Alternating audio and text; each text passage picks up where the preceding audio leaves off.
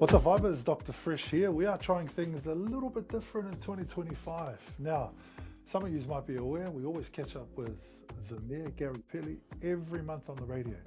But this time we thought we'd start 2025 off with a visit in person here at the South Waikato District Council in his office. So let's welcome him on in and say a Happy New Year to him, even though it is February. But His Worship the Mayor, Gary Petley. How's it going, bro? Yeah, good, good. How was the holiday period? It was good. Pretty laid back. I say laid back. I went down there. Wife and I and my sister and brother-in-law went down to Levin or Manukau. Had Christmas with my mum. It's first time in about 30 years, I guess, with family commitments, and they spent a bit of time over in Australia and work commitments, but we made a point of going down there this year, so that was really cool. She was happy. She overindulged on Christmas Day and lost all of Boxing Day altogether, so we just sort of say how your mum is every time she went to the toilet and then went back to her room to recover. But yeah, she's getting on to 88, 89 now, so yeah, but she did. She earned that. Nice, she earned that Christmas Day. Yeah. Nice. All right, man, let's get into the business. For me, if I was mayor right now, I think the position absolutely sucks. Plenty going on, plenty of stories. We live in the world where we're dominated by headlines via social media and this and that. And everyone's got the answer. Everyone's got a crystal ball. How's the year started off for you? Pretty much the same as it ended, and you're right in what you alluded to about social media and it. And it's, yes, it's part of the world as we know it, but it's changed to the extent over the last couple of years that there's a bit more hate in some of the stories that are going up, and the hate is generated because the facts and the misinformation that people are putting up there, who apparently are in the know, just put whatever they want up there, and then the keyboard warriors chime in with their opinions, and then before you know it, everything is blown right out of context. So we and understandably, you know, there's an acceptance that social media has a place, but not to that extent. And you know, and I don't unnecessarily take a lot of that on board, because if I was taking a lot on around the criticism of what I'm doing, it would take me away from the focus of what I'm doing, which is the best I can for the community. So yeah, it is part of it, but I don't tend to worry about it too much. This is a role where you need a bit of tough skin. It's definitely not an easy role, and it's not something I'd like to do. So, you know, I sometimes think, you know, people out in the community don't understand the pressures of being a mayor, let alone mayor of the South Waikato. Yeah, and it's a lot of that to do with, you know, you've got a window of 3 years to put your mark on everything that we're doing, and we're doing that now. You know, if someone had said to me, would you have gone out with one of the highest rate increases in the country 2 years ago? No. But I guess the situation that we found ourselves in, and it's not just here in the South Waikato, it's all over the whole country. Every council in New Zealand is struggling, and everybody knows that 50% of the mayors that came in the last election were new, first-time mayors. So we walked into a lot of challenges and work we had to do, which and decisions we had to make was never going to be an easy swallow for people in the district, but we needed to get us in a better position ongoing. The status quo, we couldn't continue because we found ourselves, and I acknowledge staff in that as well, because you know, our CE gets a huge beat up all the time. All of the stuff that she's had to deal with is pretty much what she inherited as well, because she came in about about 5 months before the election. So she had to pick up a lot of stuff and change a lot of stuff. And I guess they came to us with a plan, and we went out with the 18.5% rate increase. As part of that plan was to buy council and buy us some headroom where we could develop a long-term plan. And we've done that with 18.5. We were down to 8.9 average last year. We don't know what the new one's gonna look at. It's projected to be 8.9 again. It could be different. Staff could be deliver something different. And we wait for that, and then we make a decision in the boardroom. But it's their decisions that we had to make, and they're hard decisions to make. You know, some councillors weren't comfortable with that, and that just shows that we're a bit different. That doesn't mean they're right and we're wrong.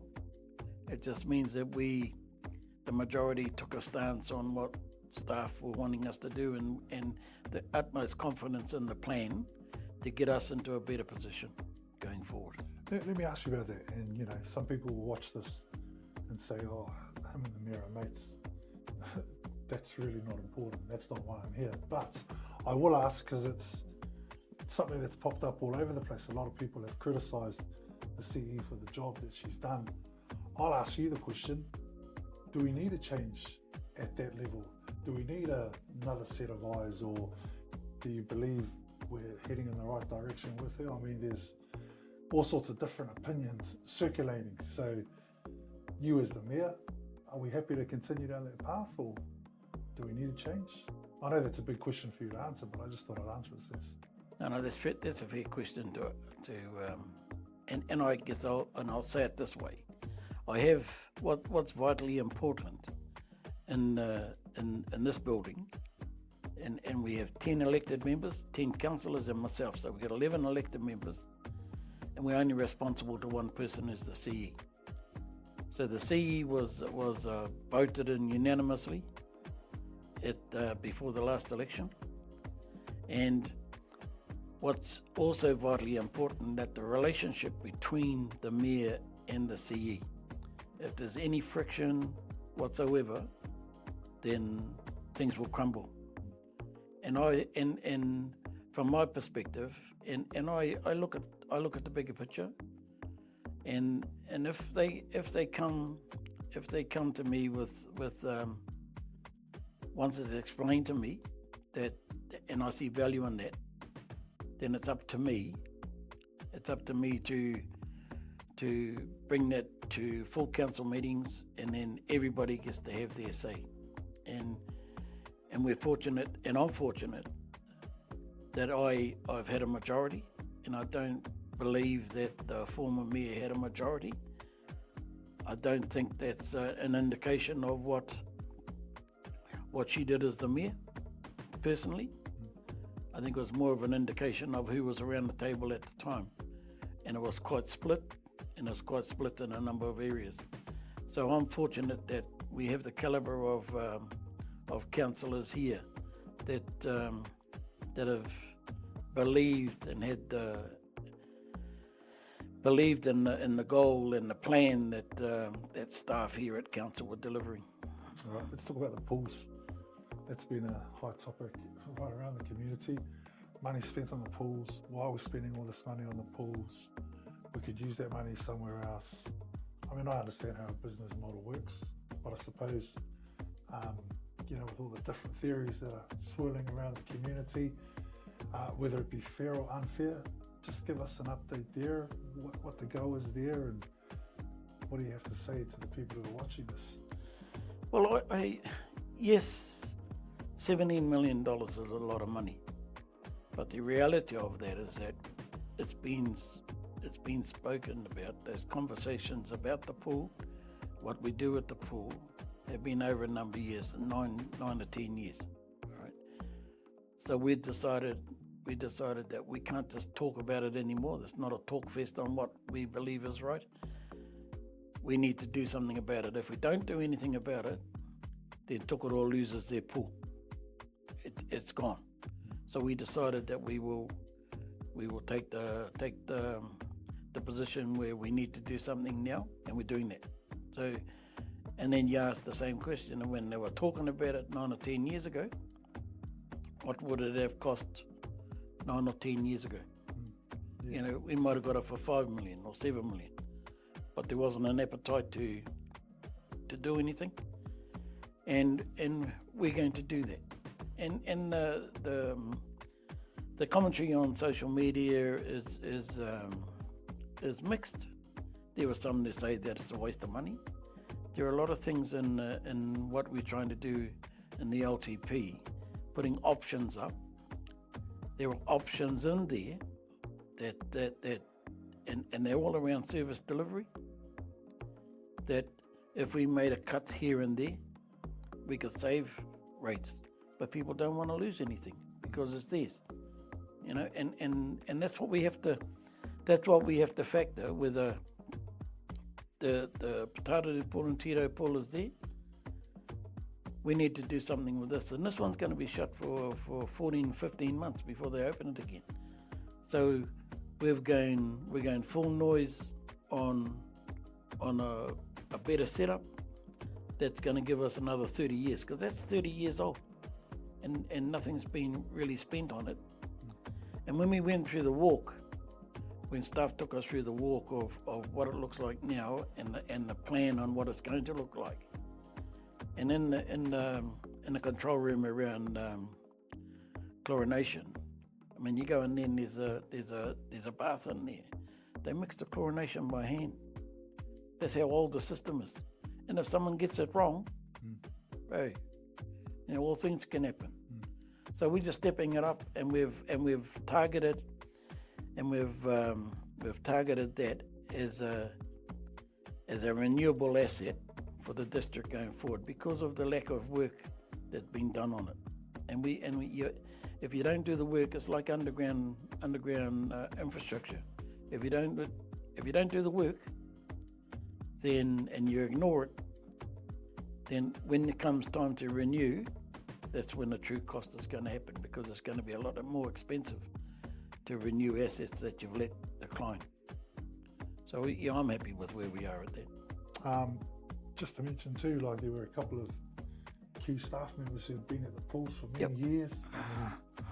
You know, off the top of my head, Tammy and the legend himself, Martell. Pretty sad to see them go. They've sort of been a part of that structure for a while. Anything you want to mention? Yeah, and Tammy, 25 years. You know, that's awesome in any organisation. And those, I guess, are the realities of change. We don't like them, but they are the realities of change. The soft closing of the pool was designed to recognise staff and the long serving staff, and the swimmers that turn up there 6 o'clock every morning to have their morning swim. So it was going to be a soft closure. Those people that come in there have their last swim, if you like, at 6 o'clock in the morning. Then one of them flicks a switch or pulls the plugs or whatever to drain the pools out. Then they have a morning tea, cup of tea sort of thing to and just watch it drain out, and then put the closure on that, and then wait for the new one to happen. Sounds quite emotional, that. Yeah, it is, and like we like our CE centre, she does a council update every Friday. There was some, and that was explained to them. There were a couple of councillors that weren't happy that they never got invited to the closure, and but it was a low key given discussions that were had with staff and with those people. Didn't even invite me, bro. I didn't even go, and I had to go to another hui down in Otorohanga with around the CE Mural Forum. It's all right, that makes me feel better now that you did. So, yeah. That's good. When was the last time you swam in there? Go on, tell the truth. To be honest, the last time I swam there was I never liked going there. because I couldn't stand the smell of chlorine. Right. Could not stand it. And back in the Neil Sinclair days, I kept telling him, cut the roof off, man. I says, you come in here, you swim, you can't breathe, you go out smelling like chlorine. Get some ventilation going, you know. So I've loved the complex. I stopped using it because it was just too stuffy. Yep. It just needed to be more ventilation. You can still go to a heated pool and smell fresh air, surely. And that's one of the main reasons why we're doing what we're doing, because of all those things. And I relate that to I've never been a smoker. I was involved in a lot of sports clubs, and that's the thing I used to hate, waking up on a Sunday morning, was all my clothes smelling of bloody smoke. Crazy. And it's the same thing down here. And the wife and I used to go to water woggles, and that's what.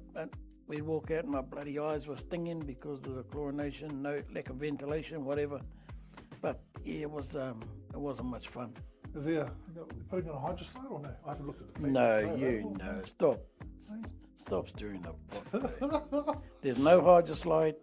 What's going The on? design isn't what it was, but Give us a hydroslide. what people don't realise though, that there was a lot of investment from outside sources that contributed to the building of that pool, and they had 3 stages of sponsorship.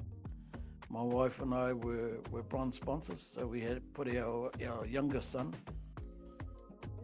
We put him up there. His name was up there on the wall as a bronze sponsor, and that was because all the boys belonged to the swimming club and very strong competitors in the swimming club, until he had a medical event where he had to have a double valve replacement, and we were told by the surgeons that did the operation that if it wasn't for the swimming club and him being active in the swimming club, he may not be here today.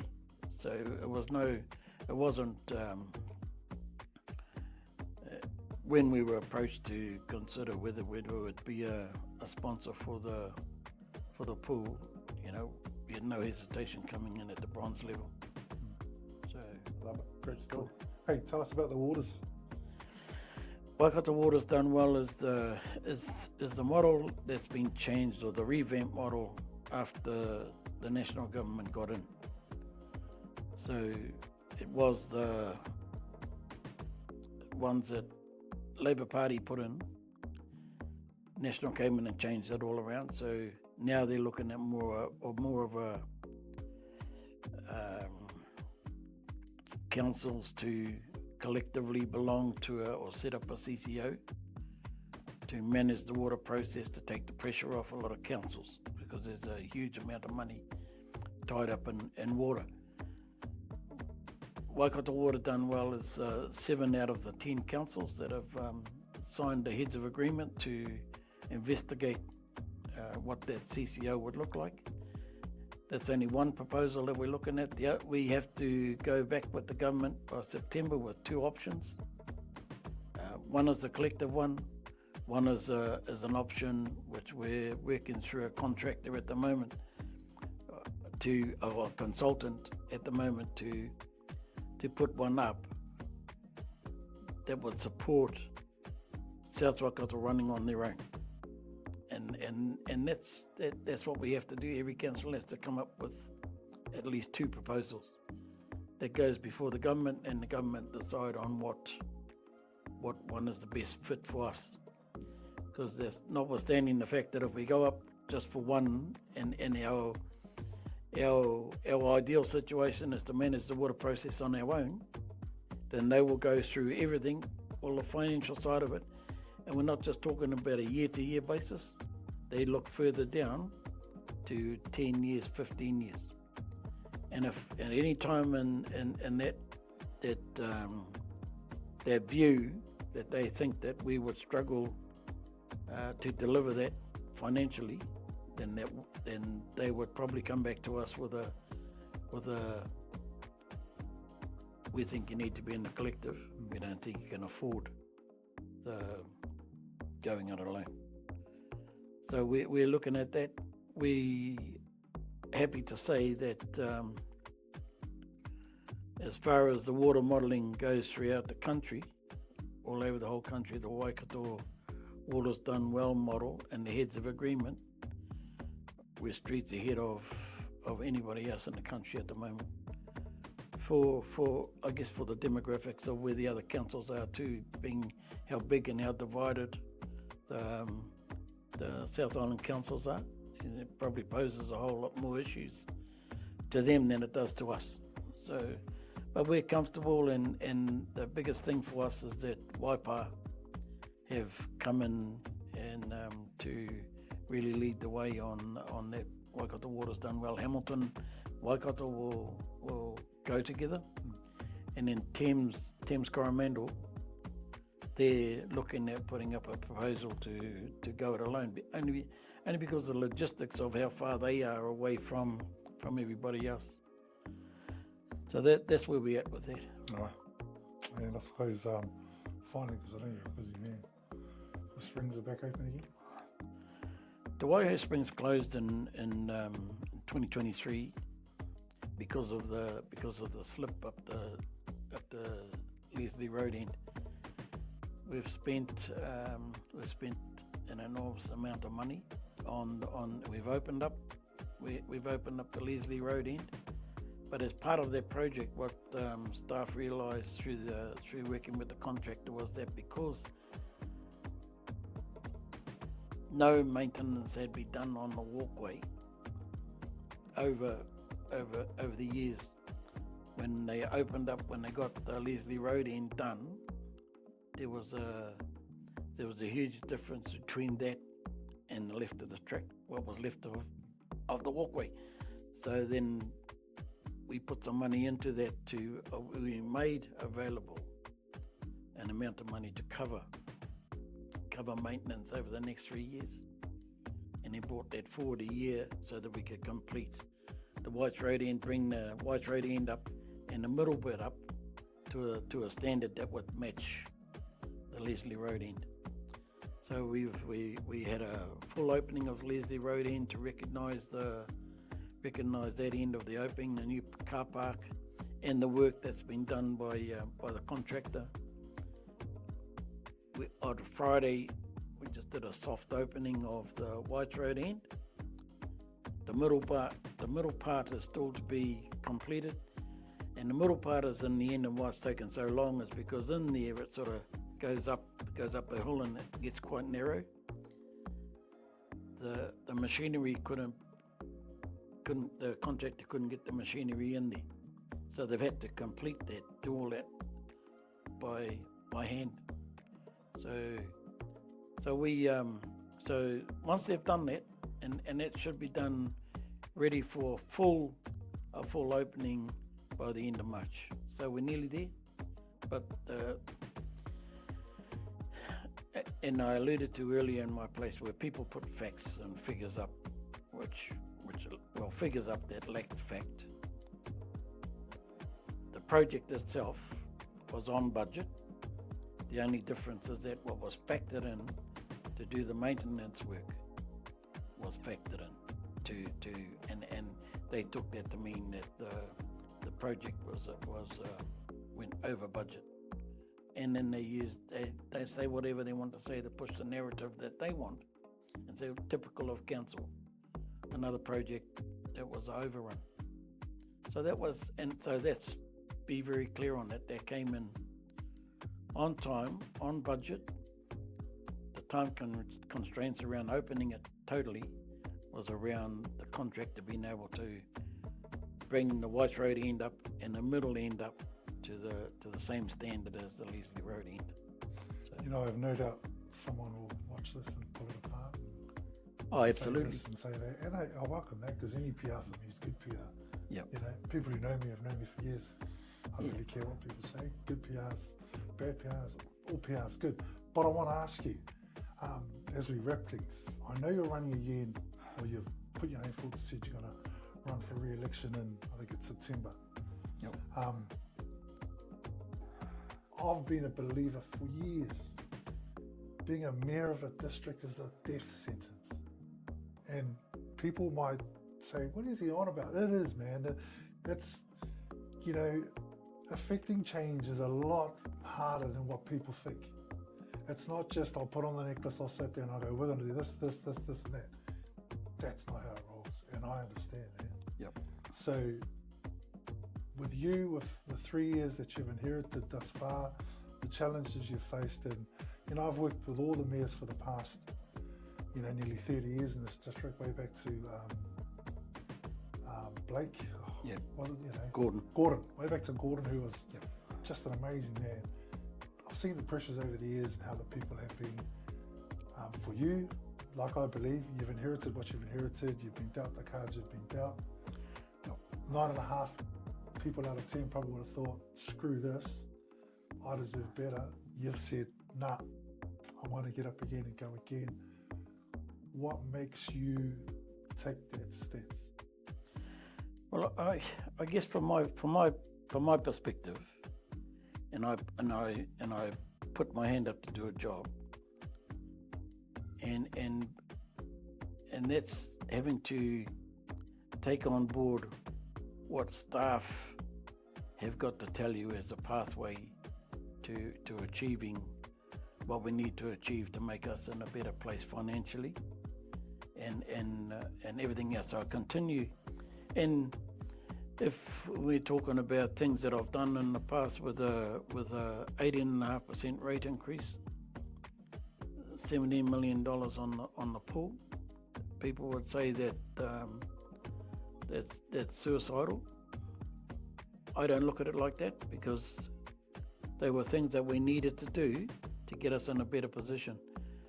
No one focuses on, I think people don't focus on the good stuff that we're doing in the short time of, and I've only been the mayor for 2 years. I've still got 8 months to go on my tenure, and we've made some big decisions, and we've had to make those, and I'll continue to do that, because the reason I want to be elected again, and all the stuff that we inherited, that's going to have an impact on how people perceive us. People will go on social media and they will say, oh yeah, but there's overspending of money and wasteful use of money and all that sort of thing. That didn't happen in the last 2 years. That happened before. All we're trying to do is fix things up. People keep kicking off about the toilet. What a waste of money, $4 million. Wasn't on my watch. But we're paying the price of that. So what do? Do we decommission those, or put replacement toilets in, decommission those, and just leave them as a pretty poster card? Those are decisions that we will have to make going forward. For me, I just want to say, I commend you for going again. That takes courage. Yep. I wouldn't even put my head up once, so let alone putting your head up twice and going again. I get that now, and I went into the supermarket at home, and I went in there, and the guy that I know, he's rural mail contractor, and before we had moved from the onions to the spuds, I had 5 conversations, and then just with people, oh, can we have a chat? I said, yeah, we can have a chat. And then we got there, and these people had gone, and he said, oh, why do you even come in here? And I said, because I need groceries, and if people want to have a chat to me, that's how we roll. That's how it happens, So, that's what bonds and keeps you connected with your community. Oh, so if you want some advice, man, just go to the supermarket at 10 to 9. Yeah, just before closing. I've done it for years. I've done it for years. But no, But no, that's just the way it is, bro. No, I personally, I believe we're in a good space, and we've done some good things. We're trying to get over those bumps that occurred, and they would have their own reasons why they did that. But they're not here now. We're here, and this is our imprint, and all this bloody nonsense about we're wasting money. We're not wasting any money, And I said that to people. If you want to come in and talk to people, talk us through our books, talk you all through our finances, come in. It'll happen. Someone will talk to you. But don't go on there and bag us when you don't know what you're talking about. You know what's great about this game, especially in media? You know, for every one person that hates you, there's another 4 that love you. Oh, You know, checks and balances. It's need how a good it hobby, mate. You need a good hobby. Hard out. But good on you, man. Good to catch up today. I'm not going to ask you about Kinleaf because no doubt over the past week you've probably been on all sorts of different media platforms and doing that. So I'll leave that out of it. We can maybe talk about that next month after the water's gone under the bridge. But there's 4 or 5 months before anything, or 4 months before anything happens there. So we'll talk plenty of about time as we go along. And obviously it's Friday today, so we're recording this on a Friday. It's going to go out shortly. Jerome Brown making his debut for the Chiefs tonight on the side of the scrum. Pretty proud moment. Yeah, mate. I hit him up a couple of weeks. Last year I hit him up at he was playing golf in Petley. And I said to him, boy, you got a jersey for me, boy? Yeah, and cheeky bugger, boy, he said to me, oh hell, the only one I've got there to fit you is Alan Alalatua. I said, hey, come on, mate. But he's no, I'm really excited to see him. A lot of people disappointed that he never got a run against the Blues, but Saving for the best thing. really happy to see him home, mate. And always this time of the year, the Chiefs have always been the bogey team for the Crusaders. So looking forward to see him and put his mark on the team. Yeah, hard out. And shout out to his parents. They'll be really proud too. Oh, Bossy and Rich, they're immensely proud of his achievements. And then little Rich can take some notes from him, knowing that the big brother's here, Beautiful. killing it. Loving it. Well, my man, thank you for having us again. No doubt this will be viewed with a fine tooth. I look forward to it. Just put me everywhere. I'm all good with it. But yeah, we're going to do this probably, I don't know, every month. We'll see how I feel. We'll see what the KFC vouchers look like. They come through on my desk every week, bro. It's just KFC. There's good specials at the moment. Salads. Oh man, appreciate you. Thank you for joining us in the office. All right, you take care. Thank you, We'll Brick. catch up again in a month. Thank you, Brick. There we have it, Vibes, our monthly catch up with His Worship the Mayor, Gary Petley.